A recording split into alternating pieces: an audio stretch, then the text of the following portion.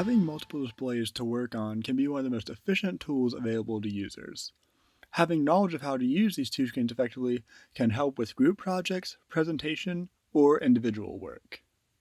Regardless of whether you're using Mac or PC, begin by inserting the HDMI cord into the display you'll be using and either directly into the machine or into a dongle. When using multiple displays on Mac, you first need to open up your system preferences and go to Displays. By default, your second display will have a second desktop for more applications, windows, or processes. This functionality is great for individual work. By clicking on the Arrangement tab and selecting Mirror Displays, we will show a copy of the main screen on the secondary screen. This can help if you are trying to show multiple people the same information, or if you want to display on a larger screen for a demonstration. When using Windows, start by going to your Settings, and then into System. You should then be in the Display tab, which will allow you to change your display options.